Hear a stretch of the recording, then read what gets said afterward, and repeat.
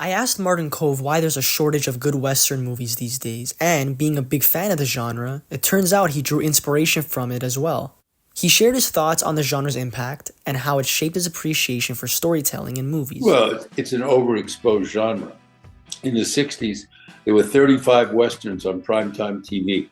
Mhm. And and if you talk to, I've been selling Westerns, in meetings for ages, and you get different opinions. Some people say, well, they don't like them in Europe anymore, which is nonsense because they love, Sergio Leone and all that, well, in Westerns in general.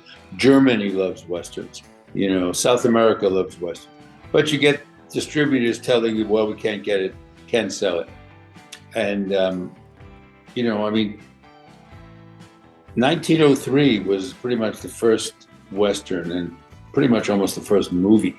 It was called The Great Train Robbery, and it was like 6 minutes long. And it was, Thomas Edison's attempt to make a film.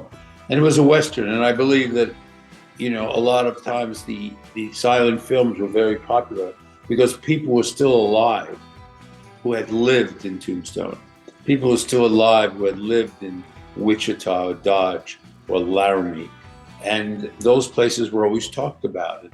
There were gunfights there. There was action there on that little 6-minute, 10-minute movie that you saw in the local theater, which was silent.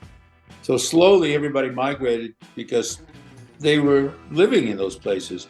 And as time progressed, Westerns really, until television, Westerns were the staple of cinema. They were just making a lot of them because everybody liked to see them. And they were the first, in essence, the first medium of the silent film, of cinema. It's the heritage. The Western is the heritage of American cinema. Absolutely. No, it's true. And like I said, I think people like Taylor Sheridan, yourself with the comic too. I think even with Quentin Tarantino, I just think it's going to bring more awareness. I think people are going to do a lot more with it because I still feel like there's still more of a story to tell with that. And I feel like there's still could be more creative ideas that can blossom. So, no, it's definitely interesting. I actually want to play a fun game with you that relates to Westerns. It's a this or that Western film edition. I got 5 movies here, and I just want to get your opinion on which you like more, if that's okay with you. Sure. Cool. All right. Let's start off with the first one. Wyatt Earp or Tombstone? Well, Wyatt Earp was more factual. Tombstone was more popcorn. It was an entertaining movie about Tombstone. Wyatt Earp was almost 3 hours long, almost like a trilogy of The Godfather.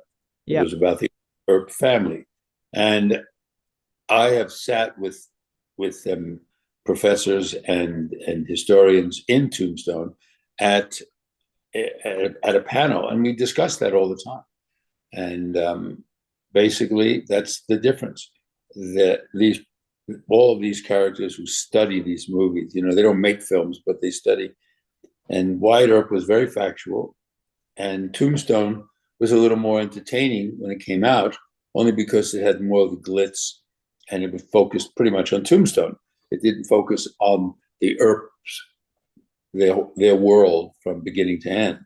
Mhm. So, but they're both terrific pictures. Terrific. Okay, great. How about The Magnificent Seven or The Good, the Bad, and the Ugly? Which one would you choose?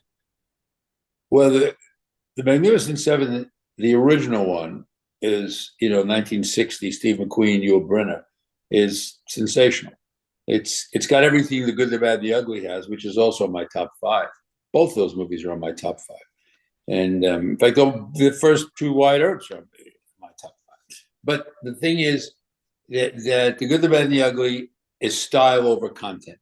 Like English say, there's so much style in the making of the film. It's almost hard to equate because the original Magnificent Seven is about has a lot of soul.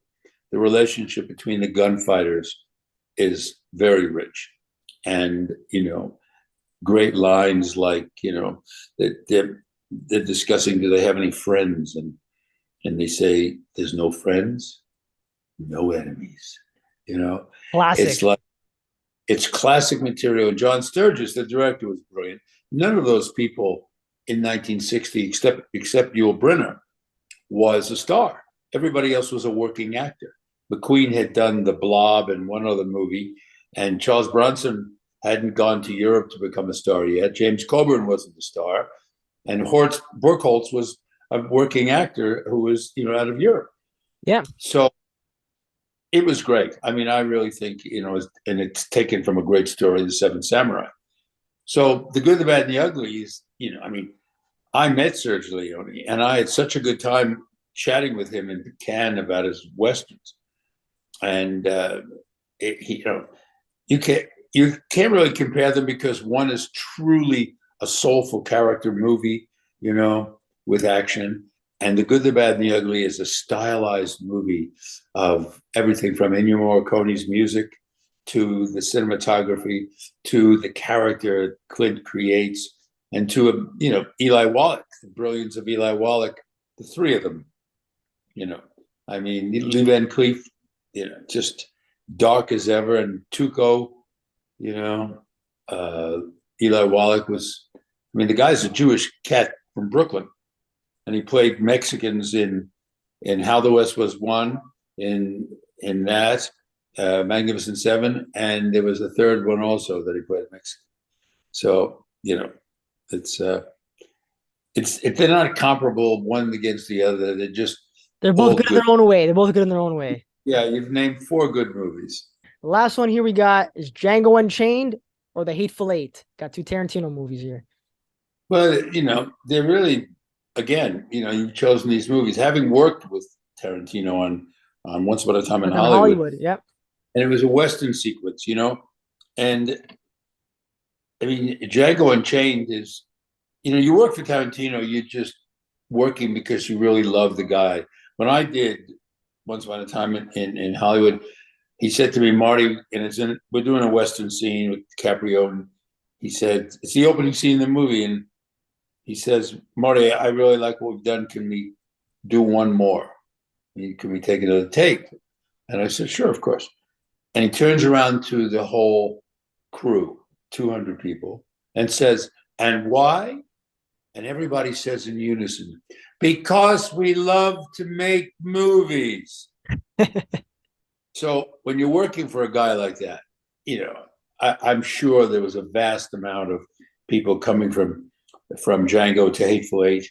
I wanted to be in both of them, but I didn't get the part. And when I went up to him and I said, at the party at his office, I said, by the way, I've been bugging you, for years to get into a Western with you, Django and Hateful Eight. And I said, did you bring me in for Once Upon a Time in Hollywood because of Cobra Kai? Because Cobra Kai is hot, or because I've been driving you nuts for 3 years? And he pauses, big smile, and he says, a little bit of both. Love it. But you're working for him, it's working for him. The movie, they're both good movies, and they're full of surprises, and the characterizations are all crazy. And he's so imaginative and so interesting that, and he knows so much about movies, that it's a pleasure to work for him. You're working for this guy. You're not working to do a Western, because if he makes a movie about dry cleaners or shoemakers or table makers, it doesn't matter. You just want to be with him because he's so creative.